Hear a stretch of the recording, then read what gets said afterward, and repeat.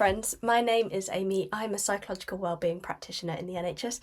If you are new here, I'm sharing how I'm trying to find balance as I navigate going from one child to two, managing my garden and mental health, and moving our family to Sweden. If any of that sounds interesting to you, do stick around, like and subscribe. So this week I am exploring the journey my brain has been on over this motherhood journey. One thing that was the most obvious for me is the changes that were/are happening in my brain.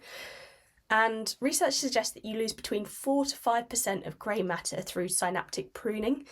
That pruning is the same pruning that happens in toddlerhood and adolescence, which are the two other biopsychosocial events that we go through as humans. We're basically getting rid of all the useless or unused stuff, and we're making the brain extra plastic. We're creating space for all of the new skills that you need in the next stage of your life. And I kind of remember my maths teacher telling us, use it or lose it. So if your teens seem particularly forgetful, do cut them some slack. They've probably lost some of their brain. But in pregnancy, this is referred to as baby brain. And you're probably wondering, why? Why would my brain put me through this big change? Well, in this video, we will be exploring the good, the bad, and the ugly of what these brain changes mean for you.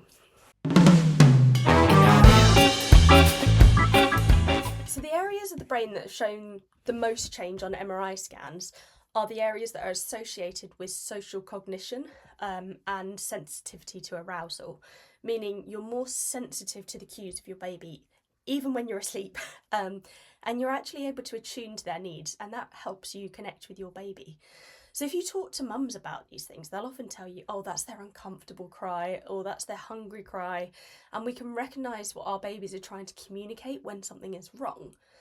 And that continues for years after pregnancy. If you have toddlers, you might know what they're trying to say when they're still struggling to kind of form their language. It's coming out all babbly and unclear. So these are really, really helpful changes in the end. And those changes also help you bond with your child. Now, I will say not every mother bonds straight away, and that's actually normal. Some of those brain changes, they don't fully complete up until 2 years after birth. Your brain's changing and it's plastic. Plasticity means it's responsive to the environment, but we still need the environment to make those changes. So it might take a little while. If you are struggling to feel connected with your baby, I would just start with narrating what you're doing with them. So, oh, we're just changing our nappy now, and oh, there's one tap, there's two tap, off we go, wipe, clean nappy on, and just narrate what you're going to say, because sometimes it's really hard to be like, what do I say to a baby? I've got nothing to say. What I will say as well is it does get a lot easier when they start smiling around 6 to 8 weeks, and they also start babbling back to you. So you get a lot more of that positive feedback loop as well. The other thing I would recommend is mum and baby classes. So you'll get lots of ideas for interacting with baby, and maybe some mum friends too. I go to baby college with both of my boys, and that involves sort of sign language, baby massage, sensory play, dancing, singing, and tummy time activities. Now I am going to have to pause this video and come back because, as you can hear on the monitor, my baby is crying. I need to go to him. What's that? Really?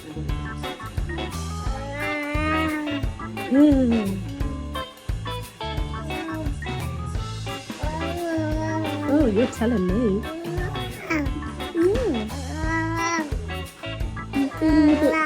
Yeah. You're feeling a bit rotten with that sore throat of yours, aren't you? Yeah. I'm sorry, Miss Girlie. That's the downsides of having a big brother who's in nursery. He brings home... Yeah, he brings home all the jams, doesn't he? How dare he? I know. Well, it's not his fault. You're right. It's not his fault.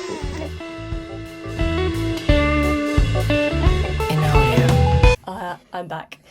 So let's move on to the bad, the less positive changes that we see. We see a lot of changes in the areas of the brain that are associated with memory. So you'll likely notice that you forget people's names, you're going to forget events, appointments, tasks you need to complete. You might even forget words as you're saying them, and you think, oh, what's that word? It's on the tip of my tongue. It's a whole thing. And we refer to that as baby brain. I'm wondering if this is a common scenario. It certainly happened to me, but have you ever lost your phone only to realise it's in your hand and you're actively talking to someone on the other end? You actually say to them, I've lost my phone, I can't find it anywhere. It's literally in your hand. Anyway, now, if you, like me, had undiagnosed ADHD for most of your life, you'll probably already have some decent strategies for managing some of these difficulties. One of the things that we do in our home is I reduce my mental load by just taking full responsibility for two main chores. So I cover laundry and bathrooms, and my husband has full responsibility for hoovering and bins. And we kind of share the kitchen because that's less out of sight, out of mind, so it's easier to kind of tag team. And so what this means is, instead of the mental load of all of the chores of the house, I don't even think about the hoovering or the bins. I just focus on my tasks. Now, we do check in with each other about whether that split is still working, and we adapt it kind of based on needs. So when our youngest was first born, I needed to go to bed a lot earlier because I was doing what we called the graveyard shift, where I would be on call, so not necessarily have to be awake, but certainly if the baby started crying, I would wake up between the hours of 1 a.m. and 5 a.m. And so I would put the load of laundry on, and my husband, when he went to bed, he would do the shift until 1 a.m. So when the laundry was done, he would transfer it to the dryer for me, so that if I couldn't quite get to it straight away, it was okay, so at least it wasn't going to go mildewy. So that was the only thing that he helped me out with the laundry, but otherwise it's my responsibility to remember to get it done. And the interesting thing about ADHD is, obviously I was diagnosed 3 years before I got pregnant, but it's actually quite common for women especially to not get an ADHD diagnosis until after they've had a baby. And the reason that might be is you've probably developed strategies throughout your lifetime to help you cope with the difficulties that you might have with ADHD. And all of those strategies are now getting overwhelmed by all of your new responsibilities. Now, if you're wondering, do I have ADHD or is it just baby brain? You could probably tell by the age of onset. So for the diagnosis of ADHD, the difficulties will have had to be present before the age of 12. So if it's kind of present before the age of 12, over time you've developed strategies to cope with it, but then after having a baby, some of those problems have kind of come to a head. Then that's probably, they'll check your school reports or ask your family for intel to make that diagnosis. So that's probably what I would say about that. Let's move on to the ugly. Now, I mentioned in my last video that I had previously recovered from PTSD. I was in a period of really good mental health at the time of my first pregnancy. It's actually what made me feel comfortable going into a pregnancy. But what I didn't know was that my pregnancy brain changes were putting me at risk for mental health issues during pregnancy and postpartum. And around 10% of mums will have some sort of mental health issue in that perinatal period, so whether that's during pregnancy or after. So it kind of covers time from conception up to 2 years after the birth of your child. And that could be things like anxiety, depression, OCD, or even psychosis. And with my first, I had postnatal OCD and postpartum depression. Now, I probably should clarify the difference between OCD and generalised anxiety is kind of the more narrow focus and irrational or magical thinking element. You'll also get these so you can have obsessions, but you can generally get intrusive thoughts as well. But you could have that with generalised anxiety as well. You can have kind of intrusive thoughts and worries. You might also have more kind of ritualised compulsions with OCD rather than kind of safety behaviours that we would see with GAD. So let me see if I can explain the difference between compulsions and safety behaviours. Now, a safety behaviour is something that is usually related to your specific worry. So if we're worrying about baby getting sick, you might clean everything, right? And that could be a safety behaviour around germs and hygiene. Now, magical thinking or compulsions, like ritual compulsions, take two almost kind of unrelated things and links them together. So we have that same worry, baby's going to get sick. And you might have a thought like, I have to spot 3 yellow cars, or it could be to do with cleaning, but it's specifically, I need to clean 3 times. Otherwise it's not enough, and kind of might need to do that a specific number of times. That's kind of more magical thinking, and it tends to be pretty ritualistic, as I say. Now, for me, what this looked like is I would get these absolutely awful, intrusive visions. And when I say they are awful, I mean they were despicable, and I genuinely was was almost traumatized by them. And I would worry about what this all meant until I saw like a red kite.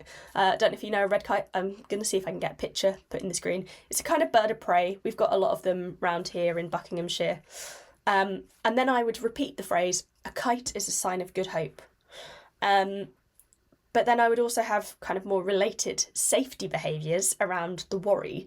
So if I had these intrusive thoughts that I would hurt my baby, I actually sought out supervision from my partner or from visitors to keep me in check, because I was genuinely so worried that I was going to hurt my children. One thing that has helped this time is actually remembering that intrusive thoughts tend to be distressing because they are what's known as like ego dystonic. So they kind of go against your core values. You don't actually want to do these things. And in a way, it's kind of your brain just double checking, like, yep, that's still awful. Definitely should not do those things. So I had this kind of postnatal OCD with both of my boys for around 3 months. And thankfully that's kind of passed now, because my youngest is just coming up to 4 months. But yeah, it was really, really awful. Medication helped with that as well. So certainly the intensity of some of those thoughts, I found that medication was really helpful. So I mentioned as well that the other thing that I experienced was postnatal depression. And postnatal depression felt so different to other periods of depression that I'd had in the past, because my body was also healing. So there was no thoughts that I didn't want to be here anymore with this depression, where there had been maybe in my previous ones bouts of depression. There was just this constant exhaustion. My body was heavy, my muscles ached, my joints ached. It took me over an hour to find my way out of bed every morning. I genuinely thought I had arthritis for a bit. That's how physical it was. And I would feel really kind of touched out. So noises, any kind of loud noise, bang, it would, or even like my baby crying, it would jolt through me, and I'd get this kind of feeling where it jolted through my body. And I was just really tearful, and my mind would just race to the point where I almost couldn't even latch on to any one thought at a time. My brain was just constantly going. And then, so that was kind of my first experience of postnatal depression, and that's what kind of first got me involved with perinatal mental health teams. Because of that experience, I was involved with the perinatal mental health team throughout my pregnancy, and I was really glad that I was already in touch with them, because I got really unwell about 12 weeks into my second pregnancy, and it was a side effect of a medication that I'd been given for a bleed. So I was given progesterone. That I'd had a bleed at 9 weeks. It was fine, but I had a very severe reaction to this medication, and a lot of people don't realise, like, oh, it's just hormones, but yeah, hormones can really mess you up in terms of your mental health. And when I went to see my doctor, I was immediately taken off that progesterone for my own safety. We'll just put it like that. And one of the things that's kind of come out of that journey with perinatal this time is my psychiatrist kind of querying whether or not I have autism. And I was actually able to reframe what had happened in my first pregnancy as kind of burnout, because I had a lot of sensory issues. You know, I was breastfeeding that time, I was really hormonal, I had a load of routine changes, and if you know anything about autism, like routine changes generally, not fun. But all of that just comes with having a newborn. And as I mentioned, like, this is really quite common in someone who's low support needs, high masking, which is me. I'm like level 1 autistic. That diagnosis tends to come late, and usually after some kind of big change like birth, or if you don't have kids, it's usually during an increased time of demands from maybe work or more commonly perimenopause. Interestingly, with the ADHD diagnosis, that was a time of increased demands because I was both studying for a qualification and working in the job at the same time, and that just did not work for me. It was too much of a demand. So because I'd already been diagnosed with ADHD, I was actually taking stimulant medication before I got pregnant with my first child. And then when I tried to go back on it after pregnancy, my brain had changed so completely that medication no longer worked for me. So just a warning, if you are someone with ADHD who is getting pregnant, just be aware that your medication might not work after your pregnancy. So basically it just made me really, really anxious. So my psychiatrist just put me on a different medication. It's a multimodal medication, and it kind of treats everything. So it kind of treats the anxiety, the depression, and the ADHD. And I still take that now 2 years later. 2 years later. Yeah, 2.5 years later. So that's really good. Now, what I will say is perinatal mental health teams do work a bit quicker, because that period of time is so crucial to baby's development and your bond. Plus, you're just so vulnerable that it has to be. Now, you might not get involved with perinatal specifically. It might be your local talking therapies team, depending on whether your difficulties are kind of mild to moderate or if they're on the more severe range. So perinatal mental health teams tend to work with the more severe range. So if you don't go under a perinatal mental health team, don't worry about it. You'll still get support. So yeah, my first pregnancy, I had some really wonderful therapy. I did compassion focused therapy, and I would very much recommend some of the elements of that, of, you know, just kind of accepting and being kind to yourself in this period, because you've been through this huge change. Everything about you has changed. And sometimes you need to figure out your new normal, what's actually going to work for you in this phase of your life. So yeah, that was one form of therapy I had. And the other thing that I had was with the nursery nurse. I had video interaction guidance, or VIG. And that basically involves them recording you with your baby for kind of 15, 20 minutes. And then they'll go away and they'll pick out specific clips and show them to you to help you reframe what's going on. Because, you know, it's really common for us to kind of ruminate on negative thoughts and what's going wrong, especially when we've got a baby that's teething and will not settle down and is just really struggling. We just don't know what to do. And that actually really helped, because one of my big worries with my first child was that I wouldn't be able to bond with them. So basically I had a little bit of a chaotic experience in my first few years, and I know that that's kind of the blueprint. So I worried that I wouldn't have the skills, I wouldn't have the framework to connect with my baby, and then I would just abandon them, I'd run away. Now, obviously that did not happen. And thanks to Vig, I could kind of see that this really lovely bond was developing with my son, which is really amazing to see, and gave me so much more confidence with my second. I feel like I bonded so much more quickly with him. Now, I prepared for this baby very differently. And I've actually been really lucky that, apart from the intrusive thoughts that I mentioned before, I've mostly avoided the big mental illness I was worried about, because obviously during my pregnancy I was very sick. So what am I doing that's helping? So the first thing is I'm doing a gratitude log. I'm just wondering if I have any of my I've left my other bullet journal downstairs, so I'm just wondering if I have any of my other ones up here that I could show you. That one doesn't have it in. Does this one? I've got a real obsession with bullet journals, I'm not gonna lie. I like them a lot. I've got far too many, but nope, that one's too old. I hadn't started doing it at that point. Where are all of my... Oh, these ones might have it in. Yeah, that one will definitely have it in. Sorry. Just a bit chaotic here. Let me see. So this is an old book, I haven't done it. Now, I don't do it every single day because, you know, life. But this is pretty much what it looks like. Let's see if I can...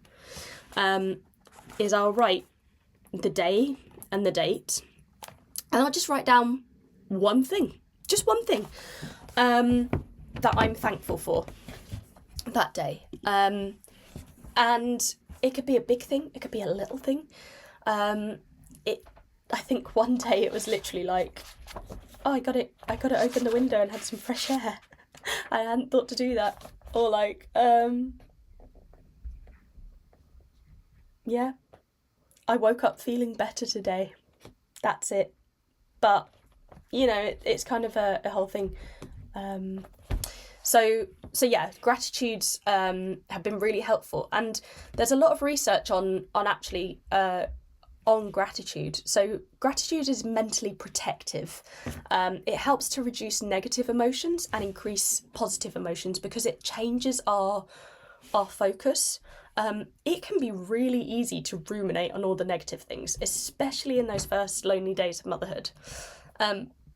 So gratitude is one of the things that I found has really helped me shift my perspective, because you're looking out for things that you're thankful for, and so it becomes easier to spot those positive things. The other thing that I had with the perinatal team was a sensory needs profile. It basically kind of assessed things that I was over or under sensitive to, and then some things that I could do to kind of fill my bucket, so that I didn't get either burnt out or overstimulated. I also started to manage some of the sensory input by using loop earplugs so that the crying felt less intense. And I found that, you know, without them, I'd feel really irritable. I had zero patience for my eldest. Poor guy. Especially when he tried to hit the new baby. I was like, we will not be hurting the new baby. Do be kind. He was 22 months. He didn't have the language to express the jealousy of having a new brother getting all the attention now. It's a lot better now that he's over 2, because his language has just exploded and he's able to actually communicate, you know, what he wants, and he's like, mummy, baby car seat. He wants me to put the baby in the car seat so he can have a cuddle. Mummy, cuddle, up. So he does stuff like that. But there's something in there that I also want to touch on within the ugly that I think we don't discuss enough. So, has anyone heard of the term postpartum rage? Okay. I think there's a bit of a taboo around mums getting angry. We are just supposed to be so grateful in our little love bubble, all serene with our bundle of joy. Beautiful. No. Postpartum rage is actually an evolutionary adaptation. So it happens because the areas of the brain that are associated with social cognition, that we mentioned before, are also associated with aggression. So if we consider other animals when they have young, they also get really aggressive. They get hypervigilant because they need to protect their young. If you think like Mama Bear, she's loving her cubs. Oh dear, sorry.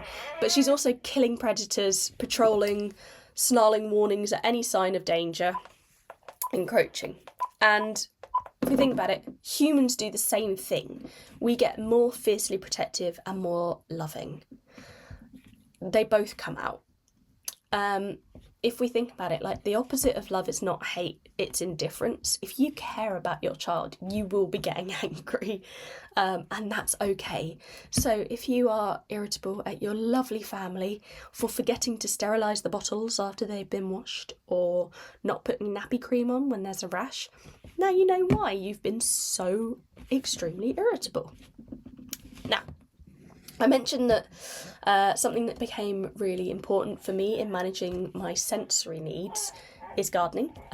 So gardening, fantastic, gets you fresh air. You can be really mindful and present and connect with your senses, which can be really wonderful for grounding yourself. But not everyone's a gardener.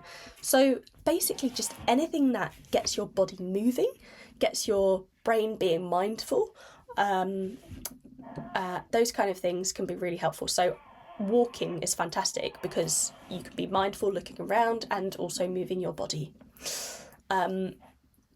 Now, my husband was really exasperated when at 40 weeks pregnant, I was still there starting seeds. He was like, "You're not going to be able to maintain the garden with 2 kids." But what I've found is actually I can't maintain 2 kids without my garden. So if you are struggling with your mental health, do remember you can't pour from an empty cup. My last recommendation is try to carve out something for you that gives you a sense of relaxation, calm, mindfulness, moving your body, even if it's just for 15 minutes a day. As well as these strategies that I've mentioned throughout this video, if you are struggling with your mental health, do reach out for support from your health visitor or your GP. There is support out there. Now, in some ways, I'm a little bit sad about my mental health journey, not least because we decided that after my pregnancy illness, it was maybe safer to stick with 2 kids, and just enjoy the life that we're creating together. So it's gotten to the point where every first with my youngest is kind of bittersweet because it's also my last. I'm just trying desperately to stay a bit more present when I can. Anyway, baby's crying. I'm gonna sign off here. I hope you found this video helpful. Hey there, friends. See you in the next one.